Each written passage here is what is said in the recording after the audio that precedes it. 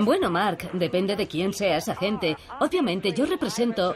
Expertos. No podemos vivir sin ellos. Es sencillo porque yo lo soy. Lo utilizan como algo sucio. Nos dicen cómo arreglar nuestro coche, cómo decorar nuestra casa, cómo criar a nuestros hijos y cómo cocinar nuestros alimentos. Pueden utilizar cebollas rojas pequeñas. Nos dicen qué vinos beber, qué arte comprar. Seamos creativos. Y qué opiniones debemos tener.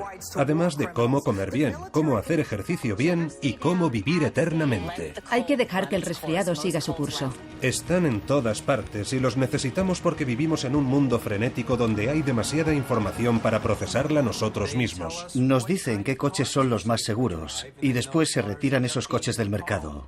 Si quieres ponerte a dieta, alguien va a decirte qué debes comer, y si quieres cortarte las uñas de los pies, habrá un experto que te dirá cómo hacerlo. Incluso en cómo vivir ha llegado a haber expertos. Cada día aparecen ejércitos de nuevos expertos, analistas, eruditos, consultores y otras autoridades para cubrir nuestras necesidades en los medios y en todas partes. Soy un experto en supervivencia en la cárcel. Soy todo un especialista. Predicciones. Las acciones van a bajar, Amanda, se van a desplomar. Y a menudo les cedemos nuestras opiniones porque, bueno, son expertos. Ellos deben saberlo. ¿O no? Con la caída de la bolsa de 2008 descubrimos que nuestros analistas más importantes, nuestros gurús de las finanzas, no sabían gran cosa. Y ningún experto predijo la reciente primavera árabe, aunque todo el mundo tuvo mucho que decir a posteriori. Mubarak va a resistir hasta el final. Un imperio del mal a la iraní. Entonces, ¿qué ocurre con los que hay por ahí? ¿Deberíamos hacerles caso? Ser un experto significa que uno toma decisiones correctas y acierta más en sus predicciones que una persona normal, o todo es parte de un nuevo culto, una industria de los especialistas en expansión que se ha convertido en nuestra nueva religión. El experto medio acierta tanto como un chimpancé tirando un dardo. El poder de los expertos, de los falsos verdaderos expertos o de los verdaderos falsos expertos es terrible. Es una especie de gran ejército de inútiles. Y se les da una autoridad absoluta en los medios de comunicación. Hay un altísimo porcentaje de eruditos que no son absolutamente nada más que fachada. Y ese es el titular de hoy.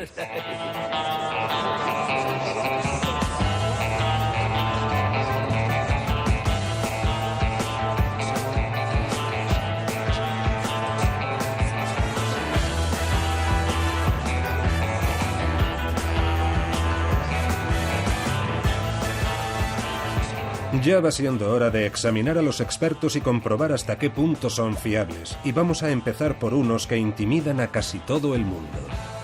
Los especialistas en vinos, cuyos juicios desde su Olimpo nos dicen a los simples mortales lo que debemos beber para formar parte de la élite de los entendidos. De todos los especialistas, estos se encuentran entre los más arrogantes. Toman un sorbo de vino y declaran que tiene aromas de madera con un toque de regaliz y piedra seca. ¿Pero saben realmente los expertos en vinos de qué están hablando? Un buen lugar para averiguarlo es Francia, en el Valle del Loira.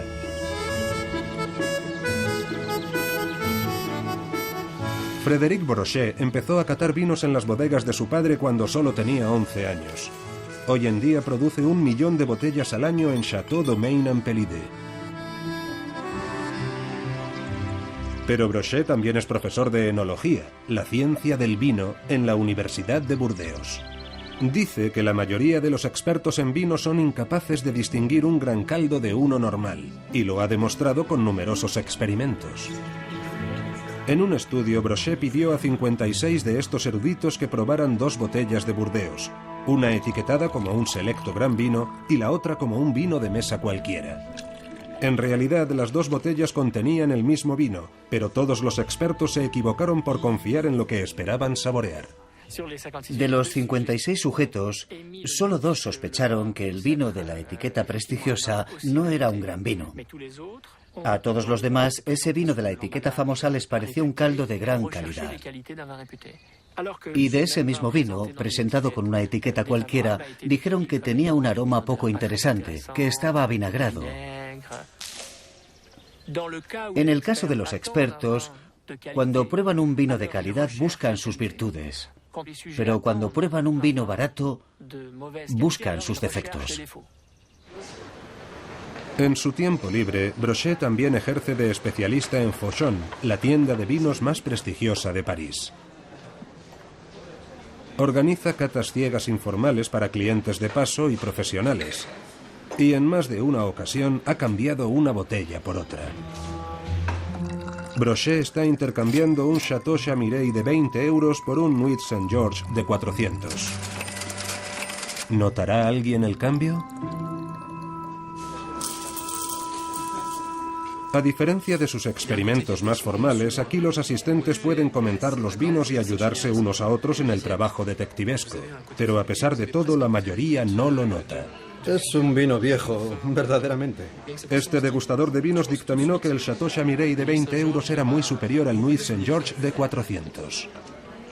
Si tuviera que ponerle nota al primer vino, le daría 12 sobre 20 al Chamiret.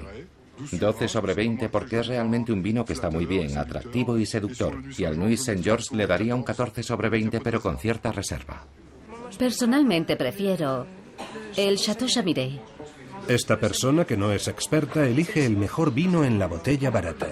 Pero el joven sommelier de la tienda la corrige, aunque el equivocado sea él. ¿Que si es este el mejor vino para mí? No. El Nuit Saint-Georges es un vino mucho más complejo, apreciado por los catadores, aunque quizá no por los aficionados.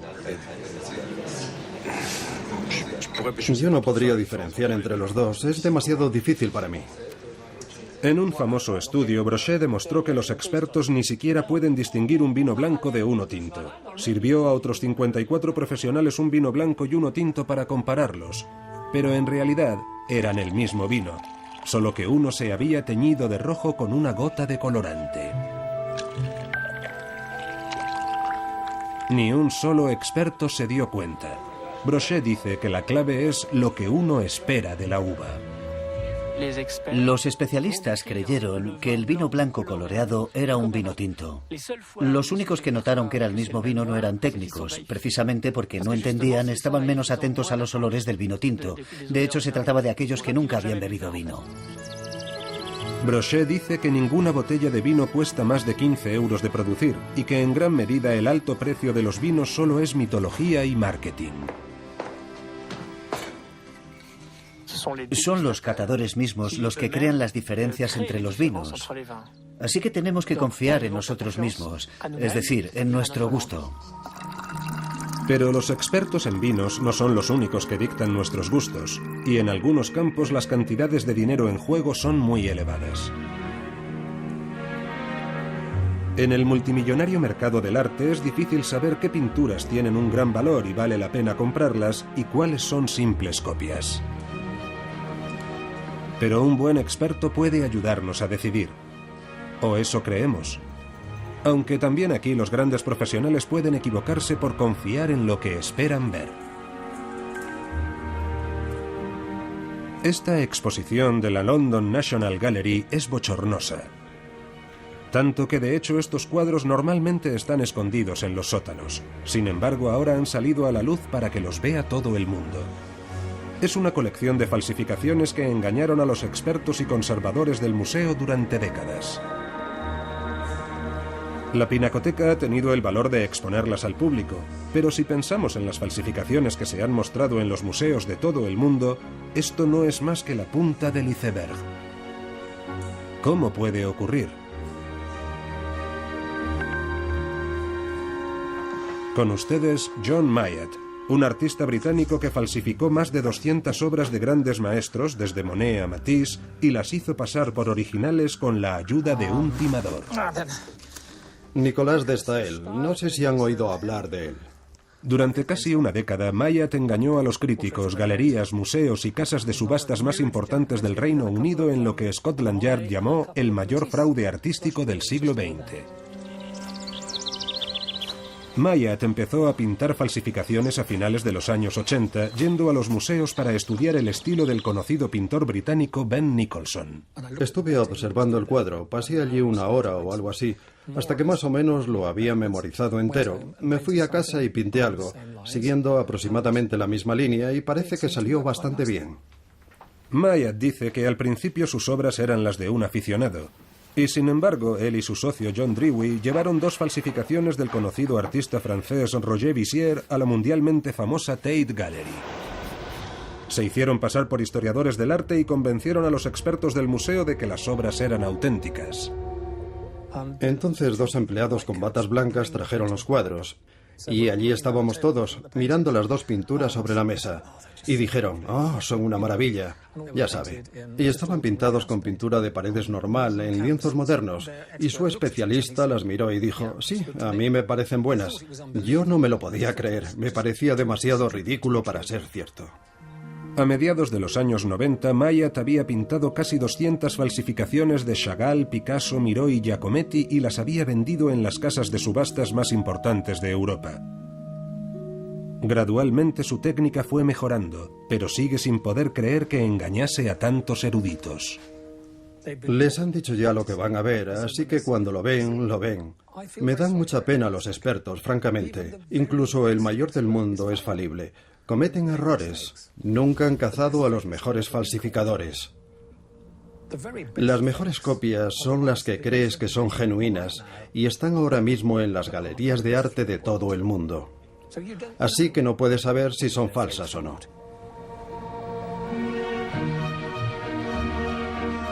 En la National Gallery, la conservadora Marjorie Wiseman dice que hasta los mayores expertos cometen errores porque, como los degustadores de vino, en el fondo quieren y esperan creer que han encontrado algo especial.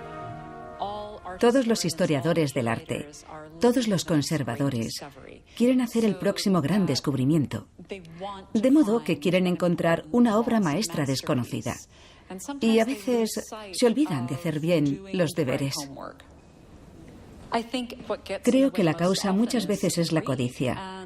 Y no solo la codicia económica, sino la codicia académica. Quieres que se te reconozca un gran descubrimiento. En 2009, uno de los grandes museos de Hamburgo abrió una exposición de guerreros de terracota chinos que resultaron ser copias sin ningún valor. Mientras tanto, un experto que dirigía un museo estatal alemán declaró engañado que un cuadro con burdas manchas de color era una obra genuina de Ernst Wilhelm Ney, artista ganador de un premio Guggenheim. En realidad, el artista era un chimpancé. El crítico de arte francés Patrick Debaget dice que no hay especialista infalible. El mejor técnico es el que se equivoca menos. No siempre podemos acertar y todos podemos errar, por eso el mejor es el que falla menos, aunque hay expertos que cometen muchos errores. Creo que esto afecta a museos, casas de subastas, coleccionistas privados, historiadores del arte, estudiosos. Creo que todo el mundo es vulnerable.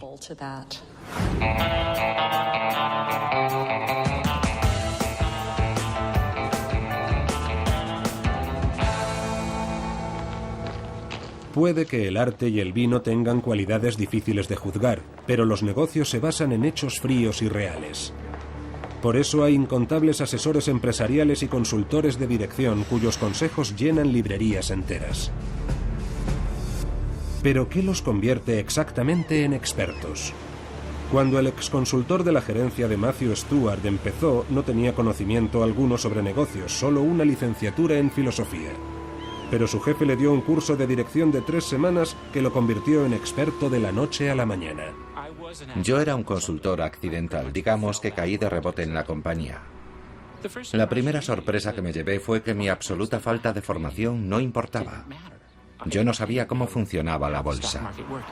En poco tiempo, Stewart se convirtió en un consultor estrella de la Jet Set que viajaba por el mundo aconsejando a grandes empresas y gobiernos. Y en su libro El mito del directivo, por qué los expertos siguen equivocándose, explica cómo cualquiera puede hacerlo si tiene la imagen adecuada.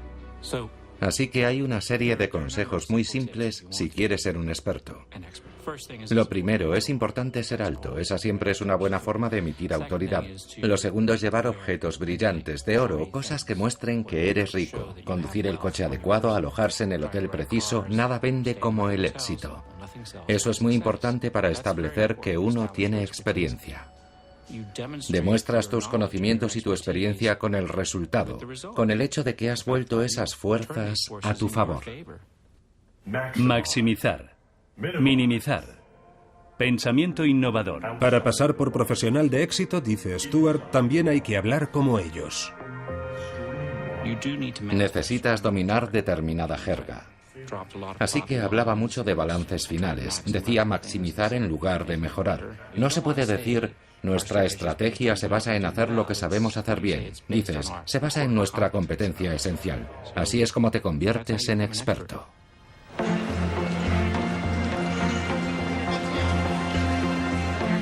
En Francia, los expertos también son omnipresentes, sobre todo en los medios. ¿Cómo podemos superar en 3 años el déficit de las finanzas públicas? También aquí la jerga contribuye a crear la imagen del especialista, dice el historiador Etienne Auger, redactor editorial de la revista francesa Slate. Los analistas tienen su propia jerga. Es cierto que a los economistas, por ejemplo, les gusta mucho utilizar palabras como push y pull y los derivados y cosas por el estilo, solo para mostrar su competencia. Los expertos religiosos, los sacerdotes, también tienen su jerga. Por ejemplo, el hecho de que se sigan diciendo muchas misas en latín indica que hay un argot al que los fieles no pueden acceder. El experto utiliza unos códigos que le permiten presentarse como alguien que tiene unos poderes a los que nosotros no tenemos acceso.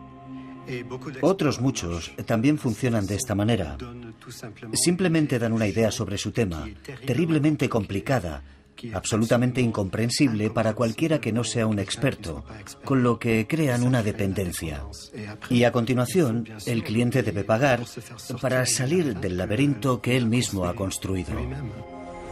Matthew Stuart piensa que los gurús de la dirección son un espejismo, que toda esa disciplina es una fachada decorada para convencernos de que la economía es una ciencia que funciona con fórmulas. Hay una idea que es muy importante para nuestra economía y es que existen unas personas que tienen acceso a un tipo de conocimiento especial, la capacidad de organizar empresas, de dirigir el mundo.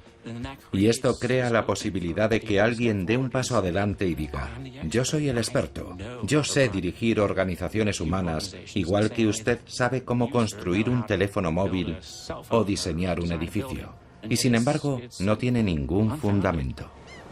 Pero Stuart dice que si él era un falso experto en dirección, también lo son todos los demás. Trabajas en un campo donde la verdad es que no hay expertos genuinos. Todo es una farsa.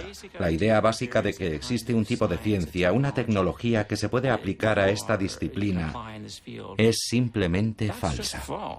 Y sin embargo, a las grandes corporaciones y a los gobiernos les encanta contratar expertos para cubrirse los activos. Contratar a analistas es una forma de protección. Así puedes decir, pedimos consejo a los expertos y nos dijeron, haced esto, y eso hacemos. Y si sale mal, puedes decir que contrataste a los especialistas y seguiste sus consejos. Esto beneficia a todos de alguna manera. Los gobiernos, que también tienen a sus expertos, dirán, nosotros empleamos a los mejores, así que si algo ha salido mal no es culpa nuestra, porque siempre hemos querido que nos asesoren los mejores. Si sale bien, por supuesto, eres un genio. Y realmente no tienes que mencionar a todos esos expertos que te señalaron la dirección correcta. Mientras los expertos en finanzas siguen su marcha triunfal, hay un nuevo ámbito en el que todo el mundo está hambriento de consejos de especialistas. La vitamina D es una medicina milagrosa. Zumo de granada, un estudio lo recomienda. Un nuevo estudio dice que el café es bueno para el corazón. En esta sociedad obsesionada por la salud buscamos alimentos maravillosos que nos ayuden a vivir eternamente, desde el milagroso omega 3 de los huevos y el salmón a cereales salvavidas presentados más como medicamentos que como comida. La piña contiene una enzima que procesa las proteínas llamada bromelina. Buscamos respuestas mágicas en un ejército de nuevos expertos en nutrición, especialistas en dietética y otros que nos dan consejos detallados sobre qué alimentos comer o evitar para estar sanos o para prevenir el cáncer. La grasa de oca es especialmente rica en ácidos grasos poliinsaturados. Pero las tendencias cambian tan rápido que a menudo acabamos hechos un lío, como dice el escritor y humorista francés Jean-Luc Chifflet. Yo me hinché de omega 3, me hartaba de sardinas, me hartaba de salmón para prevenir el cáncer. Y ahora acabo de comprar otro libro que dice que hay que hacer exactamente lo contrario. Así que ya no sé a qué santo encomendarme. El Dr. Ben Goldacre es un conocido crítico científico y escritor británico. Dice que muchos expertos en nutrición tienen una escasa formación o conocimientos. Hay un vasto ejército de gente ofreciendo todo tipo de consejos y se hacen llamar nutricionistas. Lo interesante es que hay un grupo de académicos que investigan las relaciones entre alimentación y salud y que también se llamaban nutricionistas. Y ahora están empezando a comprender que van a tener que cambiar el nombre de lo que hacen, porque está totalmente devaluado y caricaturizado por la llegada de esta nueva y estrambótica profesión. Goldacre dice que a menudo las asociaciones profesionales tienen unos estándares tan informales que cualquiera puede conseguir un certificado con aspecto oficial. De hecho, él pidió uno por correo a esta asociación de expertos en nutrición para su difunta gata Henrietta y lo consiguió. Lo que demuestra que no necesitas ser nutricionista, ni de hecho necesitas ser humano. Ni siquiera tienes que estar vivo para ser miembro de la Asociación Americana de Consultores Nutricionales. ¿Listos? 3, 2, 1. ¿Qué os parece? En lugar de una explosión tenemos una lámpara. El Dr. Joe Schwartz es el perro guardián oficial de la Universidad McGill. El falso experto es un gran problema en el mundo científico. Muchos de estos técnicos o presuntos especialistas son unos charlatanes. Los resultados que hemos obtenido con miles de pacientes con todo tipo de cánceres demuestran que SIAC cura el cáncer. ¿Lo han oído? Un tratamiento contra el cáncer. Están promocionando tratamientos para el cáncer que no funcionan. Están promocionando suplementos dietéticos que no funcionan. Este peróxido de hidrógeno de uso alimentario es la única forma de curar desde el cáncer al eczema, la gota, la artritis. Y por supuesto solo hay que seguir el dinero para ver por qué están haciendo esto. Schwartz dice que otro problema es que también los expertos respetables son contratados para hacer estudios por industrias que pueden comprometer su imparcialidad. Una vez que te están pagando es muy difícil ser totalmente objetivo. Siempre hay un sesgo que sabes que la gente que te paga quiere que se adopte, aunque no se haya hecho explícito en ningún momento. Así que cada vez que hay dinero por medio, creo que el experto es de algún modo cuestionable. Ben Goldacre dice que el interminable desfile de especialistas que prometen resultados mágicos en los medios y en Internet nos aleja de las costumbres a largo plazo que deberíamos adoptar para estar sanos. Yo podría escribir el libro de la vida saludable del Dr. Goldacre como un libro de consejos diarios y diría exactamente lo mismo en las 365 páginas. Tienes que comer más fruta y más verdura todos los días durante 70 años. Y lo siento mucho, de verdad. Siento que tenga que ser durante 70 años y siento que su cura de adelgazamiento de 5 días no funcione, pero esa es la realidad. Y creo que si le dices a la gente que esa dieta de 5 días funciona, pensarán, bueno, puedo tomarme una bolsa de patatas y quedarme viendo la tele en lugar de ir al gimnasio.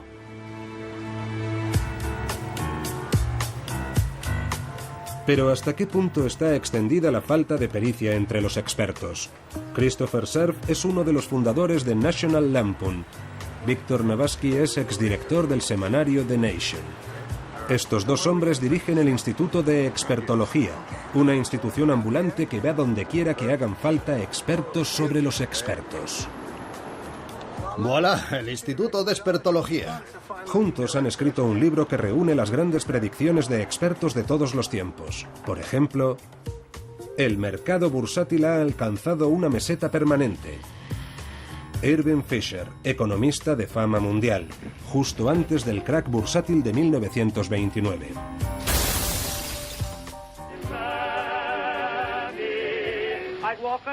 ¿A quién demonios le interesa oír hablar a los actores? Los hermanos Warner, 1927. En 1962, un ejecutivo de la discográfica Decca rechazó a un grupo musical diciendo: «No nos gusta cómo suenan. Los grupos de guitarras están pasados de moda». Después de oír a los Beatles. Uno se imagina que por probabilidades, aunque no sepan nada, los expertos deberían acertar al menos el 50% de las veces, pero no hemos encontrado a uno solo que haya acertado en nada. Está bien, puede que exagere un poco, pero en su libro sobre predicciones han demostrado que a los genios militares no les va mucho mejor que a otros expertos. Wellington es un mal general. Esto habrá terminado para la hora del almuerzo. Napoleón antes de perder en Waterloo. No son capaces de acertarle a un elefante a esta distancia. Últimas palabras del general John Sedgwick, Guerra de Secesión Americana.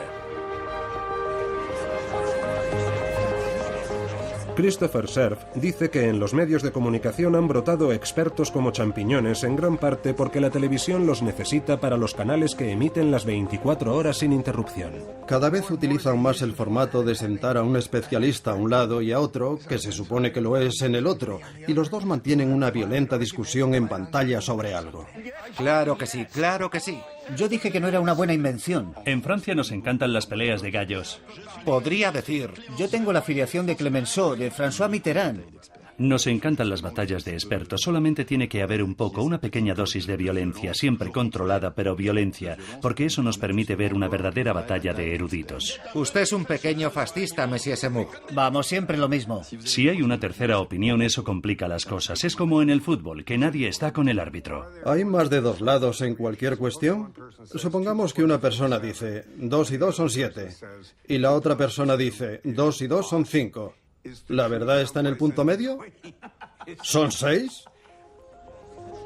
El redactor científico de Atlantic Magazine, David Friedman, dedicó 2 años a estudiar las predicciones de los expertos y su fiabilidad en muchos campos. Su conclusión, que se equivocan un número asombroso de veces. Normalmente los expertos se equivocan, es así de simple. Lo sorprendente es que se puede decir exactamente cuántos se equivocan, y es que por término medio, 2 de cada 3 estudios publicados por revistas médicas acaban cometiendo errores. Y está hablando de respetados eruditos académicos, pero hoy en día se nos dice que busquemos un experto para casi todo. Necesitamos un técnico en instalación para conectarnos la televisión y un especialista en color para pintarnos las paredes. Ahora mismo los grises se llevan mucho. Y un experto en relaciones para salvar nuestro matrimonio. No se puede mentir y cuando estás casada, estás casada. Por no mencionar los consultores a los que confiamos nuestro dinero y las finanzas de nuestros gobiernos, especialistas en una supuesta ciencia que en realidad es falsa a juzgar por los resultados. Los economistas han estudiado el índice de errores en publicaciones económicas y han concluido que está muy cerca del 100%. Prácticamente todos los estudios publicados en la prensa económica se equivocan. Pero los economistas rara vez piden disculpas. Aunque se les muestren pruebas documentales, nos explicarán que ellos no se han equivocado, sino que el mercado es volátil y no es lo mismo. Ellos son racionales, pero el mercado no se comporta racionalmente. Así que ellos tienen razón, no el mercado.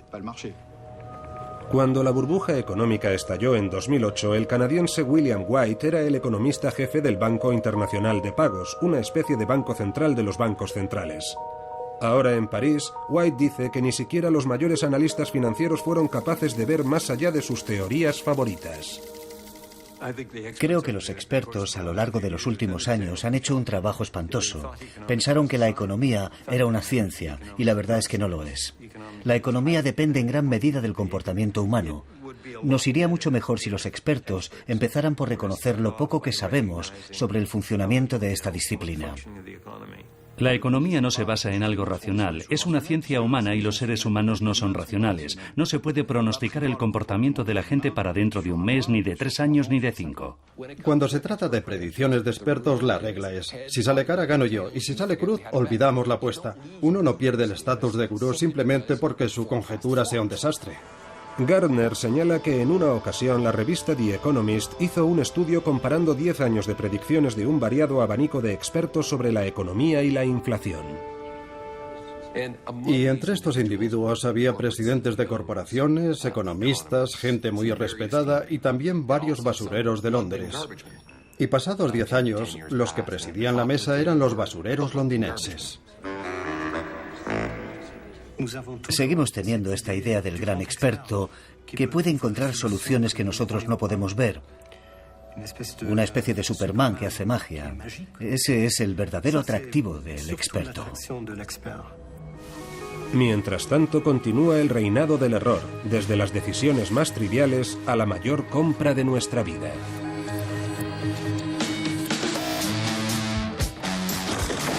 Vale. Genial. Dame un máximo para tener un margen. Con ustedes Mike Holmes, una estrella de la televisión canadiense, quien ha emprendido una cruzada para desenmascarar a los expertos que hacen grandes chapuzas en la reforma de las viviendas. Su última serie de reportajes tiene un nuevo objetivo: los inspectores de viviendas. Y entonces llega la inspección Holmes. Sí, ellos también cometen muchos errores y salen realmente caros. ¿Por qué aquí? Hoy el equipo de Holmes está grabando en esta casa de Toronto. Se vendió por $280.000 después de que un experto inspector de viviendas le diera el visto bueno. Cuando empezaron los problemas, el nuevo propietario acudió a Holmes, que descubrió que hacían falta $200.000 más para las reparaciones. Pero Holmes ha visto cosas mucho peores. Toda la fontanería está hecha polvo. Dice que el verdadero problema es que se ve a los inspectores de viviendas como especialistas altamente cualificados, y muchos tienen una experiencia mínima cuando no nula. Para ser inspector de viviendas solo tienes que chasquear los dedos. Hay un curso de 1 hora que puedes hacer online. Hay un curso de 2 semanas. Pensemos un poco. ¿Qué formación tienen? ¿De dónde salen? ¿Han construido casas? Los que han levantado viviendas son los que deberían ser inspectores. Pero si solo has trabajado en McDonald's e hiciste un curso de 2 semanas, de repente eres todo un inspector y ahora los dueños de las casas te consideran un experto. A pesar de todas las pruebas, la industria de los expertos sigue creciendo y fabricando nuevas autoridades sin cesar. Pero, ¿de dónde salen? ¿Cómo se convierte alguien en experto? Las nuevas crisis bancarias en Estados Unidos, en Alemania, en Francia. En el pasado usted ha escrito un libro o ha dominado algún sector o es un expolítico en busca de trabajo. El poder no es para brillar por brillar, el poder es para servir. Pero aquí en Francia tienen su propia escuela de expertos, la Facultad de Filosofía, origen de un buen número de los especialistas televisivos. Y luego está el fenómeno del orgullo. Las mujeres son hombres insatisfechos porque no tienen pene. La separación absoluta de las creencias y el espacio público. El filósofo en Francia es el experto de base. Es decir, que en todos los programas nos encontramos con ellos porque saben de todo. Son capaces de hablar tanto del calentamiento global. A pesar del calentamiento climático con el que nos calientan las orejas, la nieve no va a dejar de caer en invierno. Como de dar su opinión sobre la desaparición del Polo Norte o la sexualidad de la mujer checoslovaca. Por eso tienen un título de filosofía, porque eso les permite opinar sobre todo. Cuando uno es primer ministro debe tener sangre fría. Es la aristocracia del pensamiento. Los odiamos, pero estamos orgullosos. Podemos criticarlos, pero usted no. Pero hoy en día en Estados Unidos hay formas mucho más rápidas de convertirse en experto que aprender mucho de algo. Porque fabricar especialistas se ha convertido en un nuevo negocio.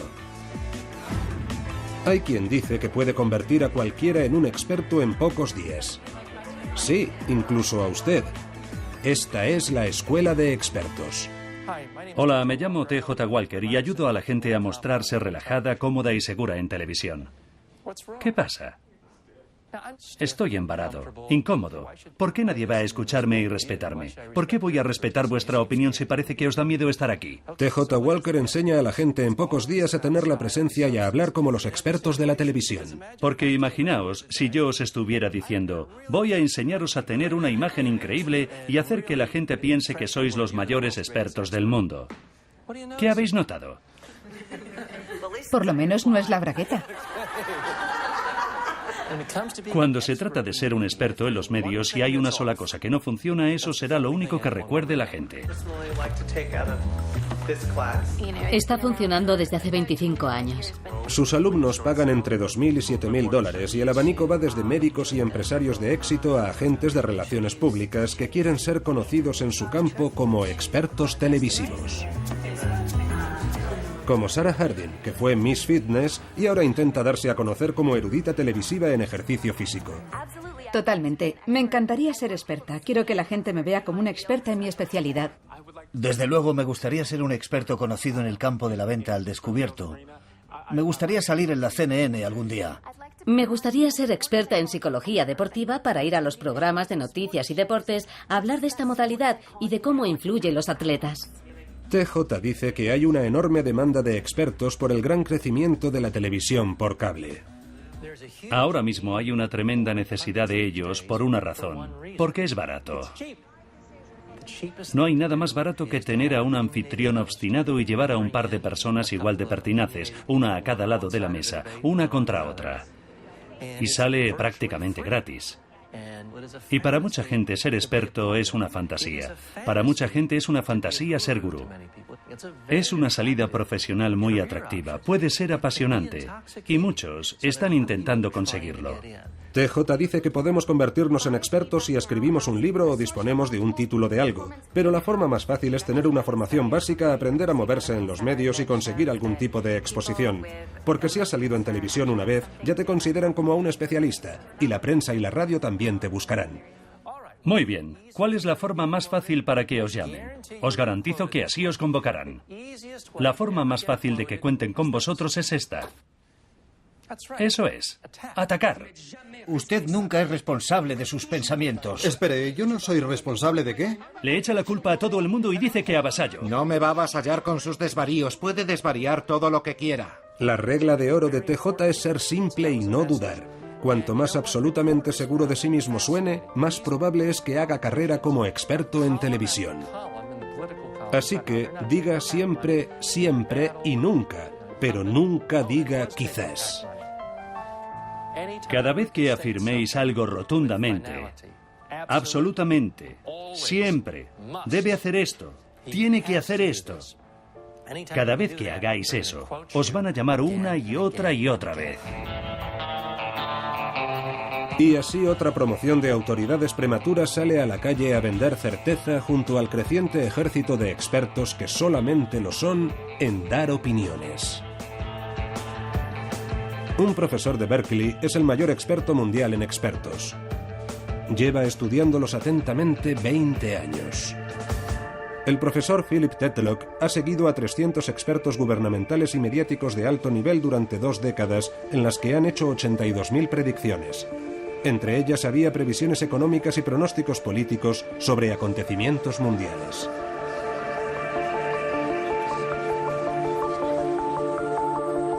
La conclusión es que a los expertos apenas les fue mejor que a monos lanzando dardos. Es como hacer suposiciones al azar. Y cuanto más famosos son y más seguros están, más a menudo se equivocan. Los peores, aquellos cuyas predicciones se alejaron más de la realidad, tenían opiniones muy tajantes. La fórmula para equivocarse totalmente es tener opiniones muy tajantes. No estar dispuesto a revisarlas ante nuevas evidencias y hacer pronósticos sobre un futuro lejano.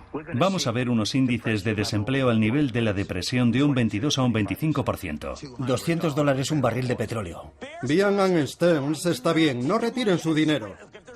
Y si se da la combinación de todas esas cosas, te das el batacazo. Tenemos a los eruditos que nos dan las respuestas más equivocadas y nos las ofrecen con la mayor certeza. Es a ellos a quienes citan los medios de comunicación y son los que más se confunden. De modo que si eres sensato y admites que todo tiene múltiples caras, no te contrata. Por lo tanto, nadie te oye, así que no eres un experto. Y al repetirse ese patrón a lo largo de muchos años, solo los que se van a equivocar con seguridad aparecen en televisión. Si un árbol cae en el bosque y no lo oye nadie, ¿hace ruido? Si hay un experto que es muy bueno en su disciplina, pero no lo oye nadie, no tendrá ninguna influencia en la opinión pública. Por lo tanto, no es siempre el mejor el que tendrá el mayor impacto. Si fuéramos más listos, si quisiéramos mejores respuestas, acudiríamos al experto que no tiene mucha confianza o al que tartamudea, al que duda y que se contradice constantemente. Creo que como regla, los expertos más aburridos son los que más aciertan. En casi todos los campos que hemos examinado hemos oído similares alabanzas del especialista desconocido e inseguro. Cuando ves a uno de ellos que está absolutamente seguro, entonces me salta la alarma y automáticamente digo, no, aquí hay algo raro. Quiero saber más. Creo que los analistas deberían mostrarse menos seguros, especialmente en el terreno de la economía. Pero, por supuesto, así es difícil ascender en el escalafón. Pero Matthew Stewart dice que la certeza es precisamente lo que venden los consultores empresariales. Si quieres ser experto, debes mostrarte confiado, seguro de tus recomendaciones. Tú sabes la verdad, se la estás comunicando a la gente. Quizá es por lo que no me gusta especialmente el trabajo de experto. Siempre estoy cuestionando lo que hago. Estoy lleno de dudas. Las leyes de la física son predecibles, pero el comportamiento humano es demasiado complejo para que nadie pueda augurarlo. Y sin embargo, en tiempos de incertidumbre, buscamos certeza en nuestra vida. ¿Hay algún campo en el que se pueda ser un experto de éxito y admitir que no estás seguro? Para saberlo, volvimos la vista a los cielos. En la zona metropolitana, el pronóstico para hoy es de un 38% de probabilidades de lluvia y un 50% de tormentas. Aquí, en la Oficina Nacional de Meteorología de Canadá, siempre se hacen los pronósticos con un porcentaje de probabilidades junto a cada predicción. De hecho, en las predicciones a más largo plazo, aparece un aviso en su página web que dice que las previsiones no son más fiables que el azar, según dice su climatólogo jefe, David Phillips. No sé, es como decir, lanza una moneda, tira un dardo, haz girar la ruleta. Tenemos que decir algo, no podemos poner un mapa en blanco y decir, el tiempo para este mes se ha cancelado. Así que lo mejor que podemos hacer es darles algo, pero también advertirles. Usuario, no te fíes mucho, casi cualquier cosa es posible. Y sin embargo, muy pocos expertos muestran esta humildad. En cambio, es a los más arrogantes y seguros de sí mismos a los que acudimos sin dudar. Y ya no sé a quién recurrir. Tengo más de 50 años, soy blanco, relativamente acomodado. No sé con quién demonios me van a poner en la cárcel, no sé. Allí no hay violadores, no hay asesinos. El efecto que ha tenido en mi familia ha sido horrible. Ya, pues ¿sabe qué? Yo soy un experto en esto. Ha visto mi web. Sabe que cumplí 10 años. He estado en todos los niveles de custodia. Voy a ser sincero con usted, Mark. Está jodido, pero vamos a intentar mitigar los daños. Con ustedes, Larry Levine, un nuevo integrante de la industria de los expertos. Larry es exconvicto, pero ahora asesora a aterrorizados delincuentes de cuello blanco sobre qué les espera en la cárcel. Es un especialista en prisiones que imparte un curso llamado Primero de Condena Federal. No ir a las duchas en plena noche, por ejemplo. No ir a sitio solo. No son los otros reclusos los que tienen que preocuparle. Deberían preocuparle los guardias. Cuando le digo lo que va a pasar en la cárcel, al otro lado de la verja, tiene que confiar en mí, porque soy un experto. ¿Quién puede decir si los consejos de Larry realmente funcionan? Pero muchos clientes están desesperados por creerle, porque tienen miedo y no tienen a quién recurrir. Y quizás sea por eso por lo que todos acudimos a los expertos.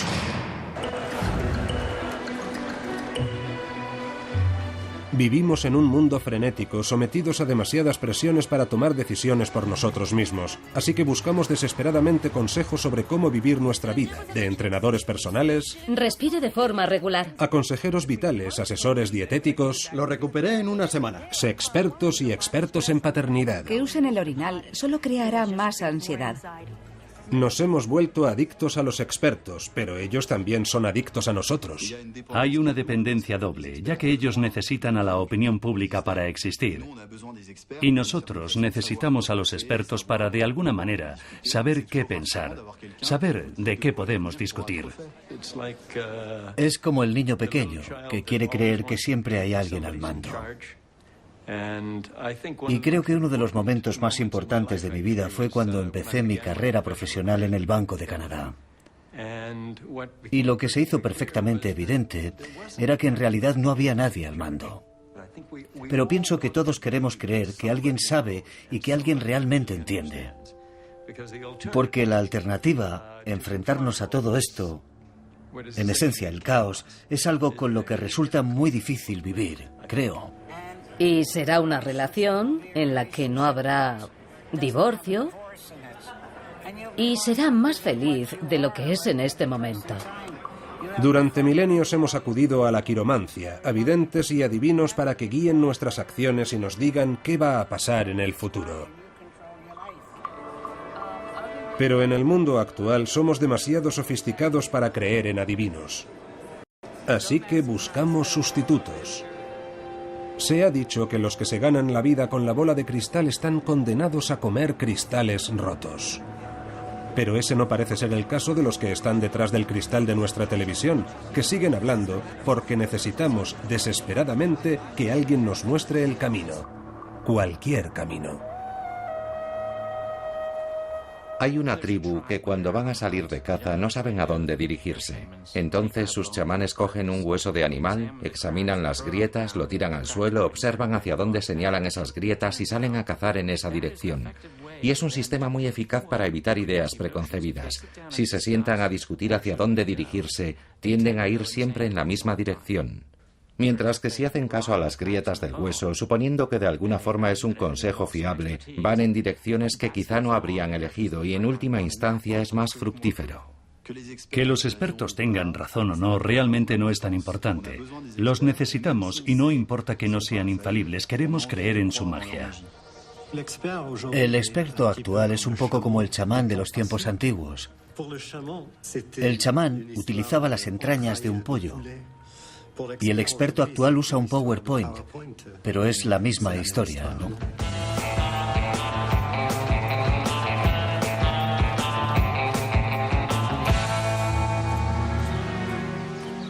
De vuelta en Inglaterra, finalmente el falsificador John Myatt fue capturado por la policía y condenado a 1 año de cárcel, pero cuando salió le esperaba una sorpresa.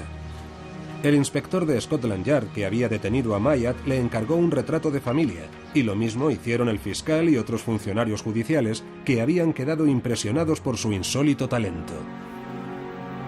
Actualmente Myatt se gana bien la vida vendiendo sus falsificaciones honradamente a través de su empresa Falsificaciones Legítimas. Ahora está pintando esta copia de Monet para Ronnie Wood de los Rolling Stones. Una de las figuras tendrá su cara. Pero Myatt sigue engañando a los expertos. La policía cree que 120 de sus 200 falsificaciones siguen en circulación en manos de coleccionistas privados, tratantes de arte y quizá museos. Y Myatt prefiere dejarlo así. Bueno, si lo tienen y disfrutan teniéndolo y todo el mundo piensa que es auténtico, incluidos los expertos, ¿por qué demonios iba a ir nadie a decirles, ¿sabe qué? Lo he pintado yo? Así que quizás sí que sirva de algo recibir un mal consejo de un experto si quedamos satisfechos con el resultado. Pero por supuesto siempre habrá otro en algún sitio que tenga un punto de vista totalmente diferente.